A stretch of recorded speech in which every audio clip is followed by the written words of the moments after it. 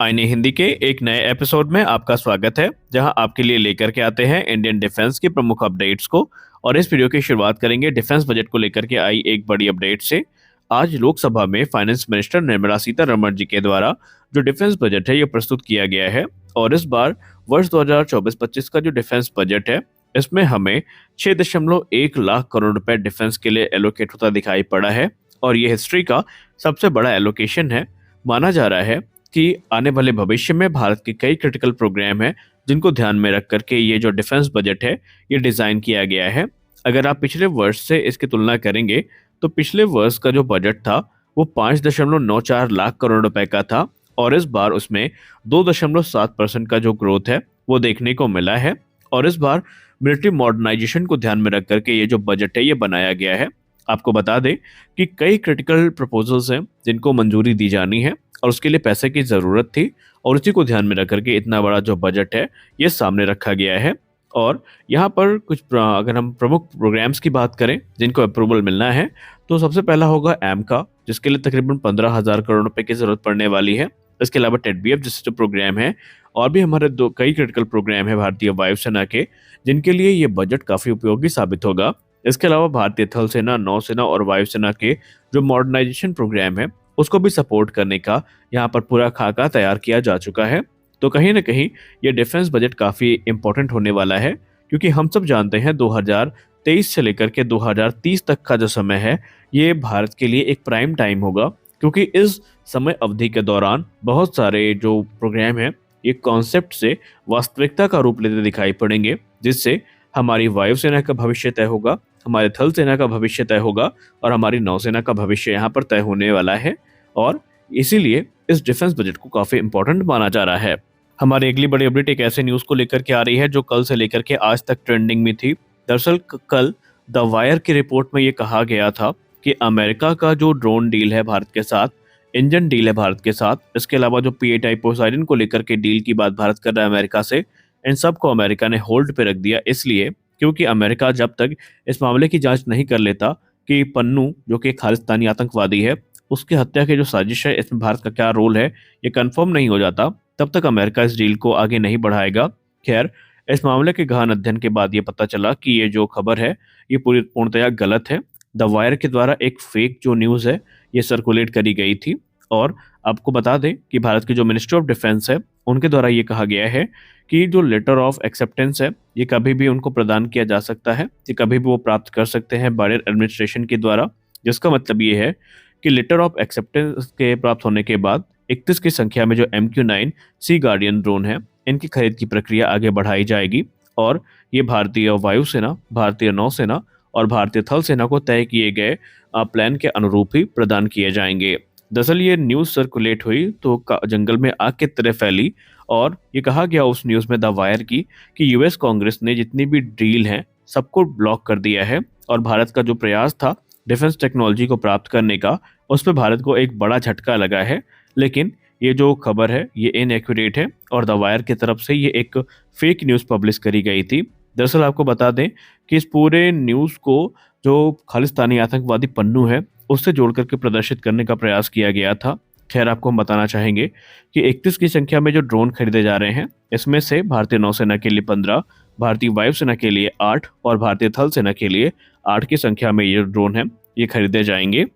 Timeline की बात करें तो टाइमलाइन स्पष्ट तो नहीं है, लेकिन माना जा रहा है कि मार्च 2024 तक ये जो ड्रोन है ये भारत को मिलने शायद शुरू भी हो जाए, अगर डील तय किए गए सही समय पर साइन करी गई। हालांकि अभी ये न्यूज़ जहां पर ये क्लेम किया जा रहा है कि मार्च 2024 तक भारत को ये ड्रोन मिलेंगे, थोड़ा इनएक्यूरेट है, क्योंकि इतना जल्दी ये ड्रोन भारत को मिलेंगे इसकी उम्मीद थोड़ा कम है। लेकिन फिर भी 2024 में ये जो कॉन्ट्रैक्ट है ये फाइनलाइज हो सकता है। हमारी अगली बड़ी अपडेट आ रही है अस्त्र मार्क 1 मिसाइल को लेकर के। भारतीय वायुसेना प्रमुख air chief marshal V R Chaudhari sir ने अस्त्र मार्क 1 को लेकर के कुछ महत्वपूर्ण बातें करी हैं। उन्होंने बताया है कि अस्त्र मार्क 1 के आने के बाद भारतीय वायुसेना की जो एयर कॉम्बैट कैपेबिलिटीज हैं ये काफ़ी ज़्यादा एनहेंस हुई हैं। और indigenous beyond visual range air to air missile ने हमारी ताकत को कई गुना ज़्यादा बढ़ा दिया है।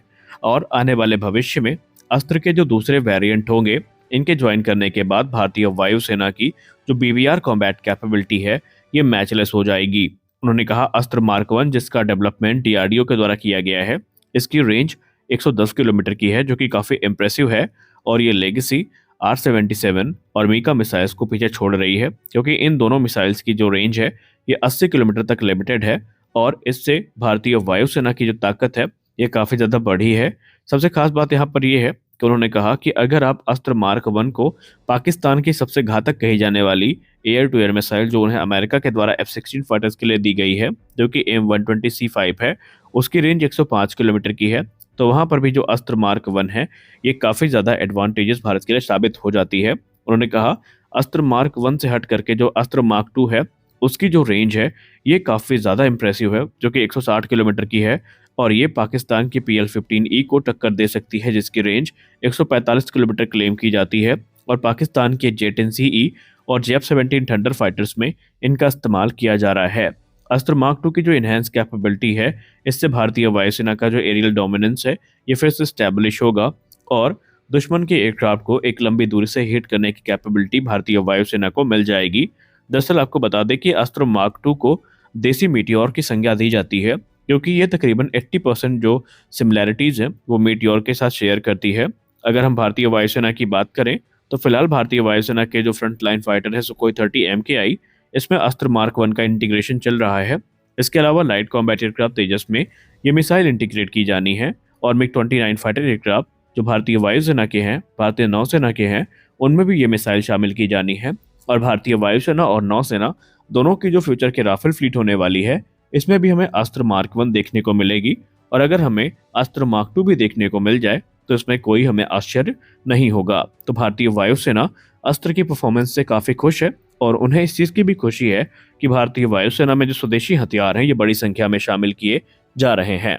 हमारे अगली बड़ी अपडेट रूस को लेकर के आ रही है। दोस्तों, रूस भारत के साथ कई अहम विषय हैं जिन पर बात करने के लिए तैयारी कर रहा है। और रिपोर्ट में अब ये कहा जा रहा है कि बहुत जल्दी रूस का डेलीगेशन भारत को जो उनके फाइटर एयरक्राफ्ट प्रोग्राम है उसको लेकर के फिर से ब्रीफ करेगा। आपको बता दें कि पिछले कुछ समय से रूस के Su-57 वेलन Su-75 प्रोग्राम से भारत का नाम जोड़ के देखा जा रहा है।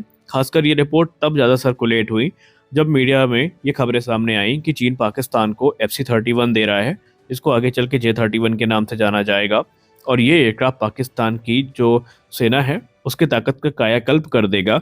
वहीं भारतीय वायुसेना के बारे में ये कहा गया कि अभी भारत का AMCA प्रोग्राम दसियों वर्ष दूर है, तो ऐसे में भारत को जो रेडीमेड ऑप्शंस हैं इनकी तरफ देखना चाहिए, जिसमें F-35 और Su-57 का नाम सामने रखा गया। और उसी दौरान रूस ने भारत के साथ जो ट्राईलैटरल को प्रोडक्शन है एयरक्राफ्ट का उसको भी ऑफर किया, जहां पर यूनाइटेड अरब अमीरात, रूस और भारत मिल करके एयरक्राफ्ट को डेवलप कर सकते हैं, ऐसा आमंत्रण उनके द्वारा सामने रखा गया। तो ये सारी चीज़ें काफ़ी इंप्रेसिव नज़र आ रही हैं और माना जा रहा है कि भारत इस समय न तो हाँ बोलने की स्थिति में है, ना ही भारत ने ना बोली है। लेकिन एक्सपर्ट्स ये मानते हैं कि अगर भारत को कोई अट्रैक्टिव ऑफर मिलता है रूस की तरफ से तो भारत को एक बार इस प्रोग्राम को कंसीडर ज़रूर करना चाहिए, क्योंकि ऑलरेडी भारत के पास एक अच्छा अनुभव है रशियन फाइटर्स को ऑपरेट करने का। और भारत में ऑलरेडी जो सप्लाई चेन है वो भी धीरे धीरे स्टैब्लिश हो ही जाएगी और इससे भारत को बहुत सारे बेनिफिट भी मिलेंगे। आपको बता दें कि भारत पहले भी FGFA का हिस्सा रह चुका है, लेकिन 2018 में भारत ने खुद को वापस कर लिया था। तो आज के इस वीडियो में बस इतना ही। मिलते हैं अगले वीडियो में कुछ और अपडेट्स के साथ, तब तक के लिए जय हिंद।